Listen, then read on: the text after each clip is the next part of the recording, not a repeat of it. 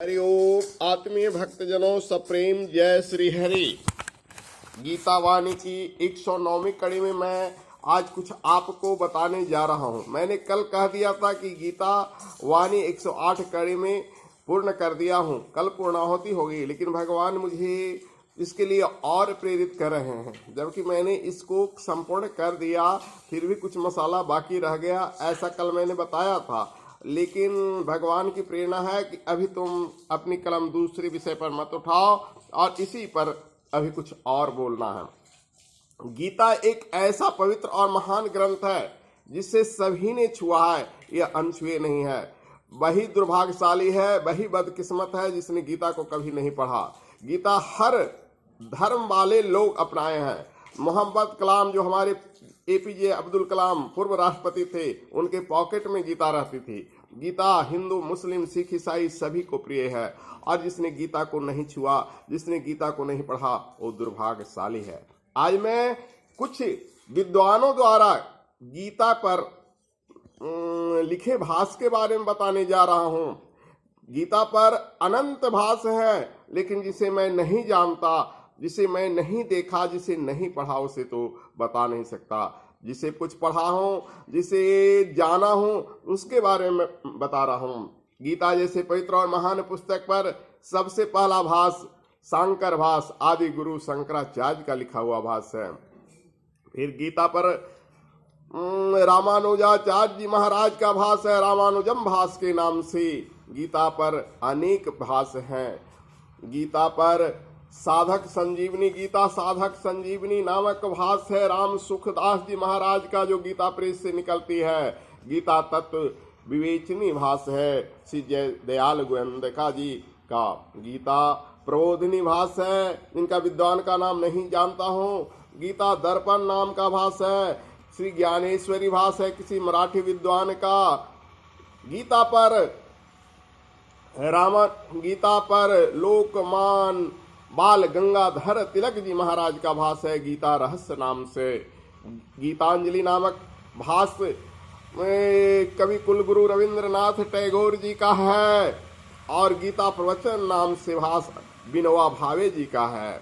इस तरह से गीता पर बहुत सारे विद्वानों ने अपना मत, अपना भाष्य प्रकट किया है, जिसमें कुछ का ही विवरण मैं दे रहा हूँ। मेरे गायत्री परिवार के वर्तमान संचालक पूज्य गुरुदेव जी द्वारा लिखित गीता पर अपने विचार को संपादित किया है डॉक्टर प्रणव पांड्या ने युग गीता नामक भाष्य से, जो गायत्री परिवार के घर घर में उपलब्ध होगा।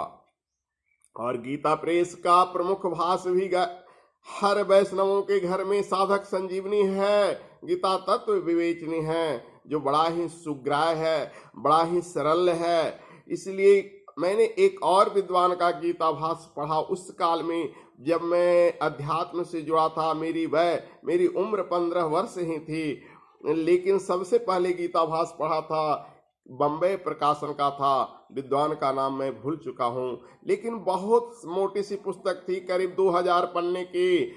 आज उसका नाम मुझे स्मरण नहीं है, लेकिन सबसे पहले गीता भाष्य में उस पर पढ़ा था। और बड़ा ही उस कम उम्र की अवस्था में, जब हम धर्म से जुड़े थे और मुझे वो पुस्तक मिली थी, तो गीता की ओर मुझे मोड़ दिया था।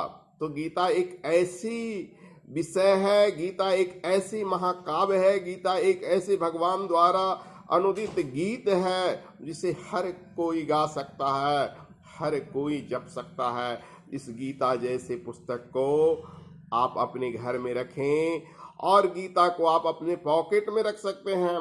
गीता का मूल श्लोक वाली पुस्तक अगर नित्य पाठ करना चाहें तो छोटी सी पुस्तक मिलती है, और उसे पॉकेट में रखकर आप कहीं चल सकते हैं। गीता पर भाष्य लेना है तो 2000 पन्नों की किताब मिलेगी, जिससे पढ़कर आप सराबोर हो जाएंगे। जैसे गंगा में नहाते हो, जैसे मीन पवित्र नदियों में सराबोर होते हैं, वैसे आप जिन विद्वानों की मैंने जिसमें बताया प्रमुख भाष्य, शंकर भाष्य, रामानुजाचार्य भाष्य, जय दयाल जी का भाष्य, हनुमान प्रसाद पोदार का भाष्य, राम सुखदास जी महाराज जी का भाष्य, रविंद्रनाथ टैगोर का गीतांजलि, अरविंद का गीताभास इस सब में से जिन्हें जो पसंद हो वो अपने घर में एक गीताभास अवश्य रखें और एक छोटी सी गीता की मूल श्लोक और हिंदी साहित्य वाली पुस्तक रखें और नित्य पाठ करें। गीता के विषय में इतनी सारी बातें हैं जिसे क्या मैं कहूँ। मैंने 108 कड़ी में इसे देना चाहा, लेकिन पता नहीं भगवान कब तक मुझसे गीता पर कुछ कहवाते हैं। ये तो प्रभु जाने। मुझे विद्वानों की गीता पर उद्गार नामक शीर्षक भी देना है, जो अभी नहीं दे सका हूँ। सारे विद्वानों का इस वचन को, स्टेटमेंट्स को एकत्रित करने में समय लग रहा है, लेकिन मैं वह भी बताऊंगा। तब तक के लिए विदा लेता हूँ। भक्तों सप्रेम जय श्री हरि। हरि ओम तत्सत। ओम शांति शांति। सर्वारिष्टा सुशांति भवतु। सभी पर भगवान की अहेतु की कृपा मिले। सभी सनातन धर्म अवलंबियों से आग्रह है, गीता जैसे पवित्र ग्रंथ का प्रचार प्रसार में अपना सहयोग प्रदान करें। हरि ओम। ओम।